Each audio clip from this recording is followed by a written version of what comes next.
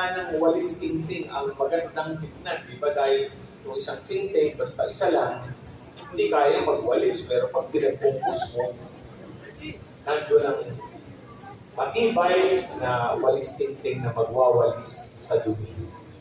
Kaya, sana makita po natin ito. No? Hindi, dapat ikahiya ang ating karumpukan. Dahil sa karumpukan nagmumula ang pagtutulungan ng bawat isa, para maging pamayanang umuunlad sa pananalig sa Diyos.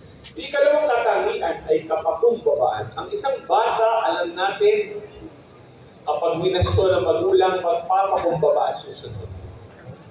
At magandang maunawaan din na ang Panginoon, sigurado ako, nung siya'y lumalaking bata, pinatunayan din niya ang kapakumbabaan. Kung maalala niyo, nung siya'y para bagang nawala sa kanilang pagpunta sa Jerusalem at natagpuan sa templo ng kanyang mga magulang.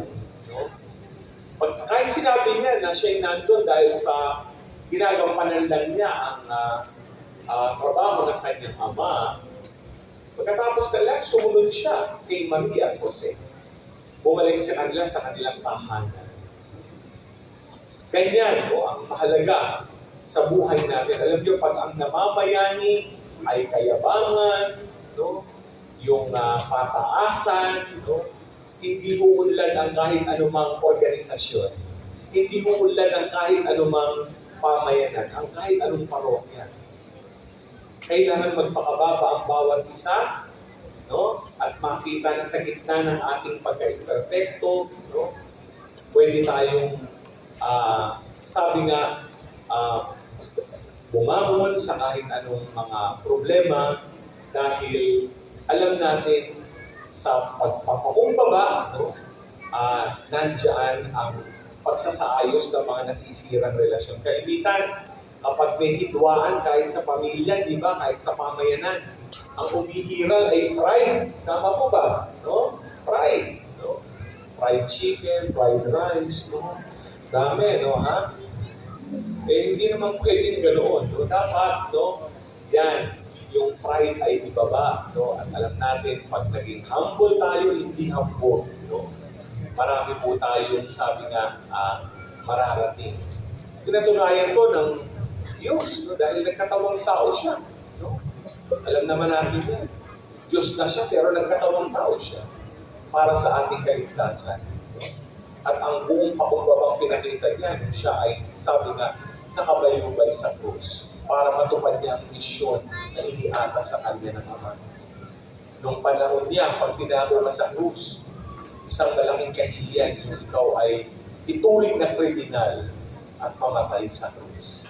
Pero inakap pa rin niya ito ng buong pagpapakumbaba para sa ating kaligtasan. At ikatlo, magandang makita, ang katangian ng isang bata ay kagalakan. Diba? Yung galak ng isang bata. Kapag iniluwal ang isang sanggol mula sa sinapunan ng kanyang ina. Ang galak sa puso ng mga magulang pag humingiti ang sanggol. Diba? At kapag nakakakita tayo ng bata na naglalaro, natutuwa tayo. At hinahanap din natin sa ating kasi sabi nga, dapat tayo masaya. Kaya nga, masaya ang pagdiriwang ng kapistahan ng Santo Niño. Dapat lahat nakangiti. Tignan nyo nga yung katabi nyo. Nakangiti ba yan? Tignan nyo. Ayan, kahit pungal. Diba? Dapat nakangiti. Kahit walang ngipin, kahit pangit.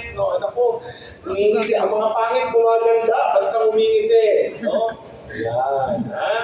Ay dapat magdudulot sa atin ng saya. Kaya, alam natin, ito yung hinahanap din ng Panginoon sa atin. Dapat, bilang mga alagad niya, bilang mga disipulo niya, dapat masaya natin ipinapahayag ang mabuting balita. Dahil nga, magandang balita nga Magandang balita ng Diyos, ibig sabihin, masaya natin ibinabalita. Kaya, napakailan din dito. Kung sa pamayanan, nandoon ang kagalakan, ang saya, maraming tao ang nais sumama.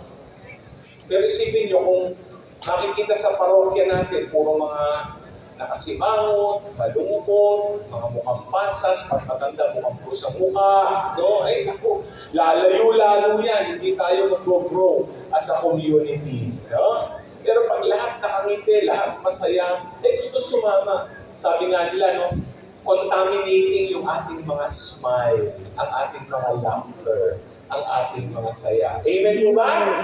Yan. No? Kaya yan, no? Tatlong katangian yan, no? Karumpukan, huwag matakot, no? Kilalanin ang ating karumpukan. Diyan nagsisimula ang pagdedepende natin sa Diyos, ang kapakumbabaan. Diyan lalo, no? Ating maaayos ang mga sirang ugnayan sa pagpapakababa at nauwi ito sa paghihilom ng mga sirang relasyon at kagalakan. Sana yung kagalakan ng Diyos makita sa ating pamayanan. Lalo-lalo na, darating na po tayo sa ating 40th year. Malaki na po ang narating ng Santo Niño de Taguig, no? At alam natin, hindi tayo magiging ganito, no?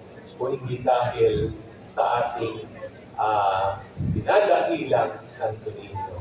Kaya nga po, Viva, mahal na Santo Niño! Viva! Viva, Señor Santo Niño!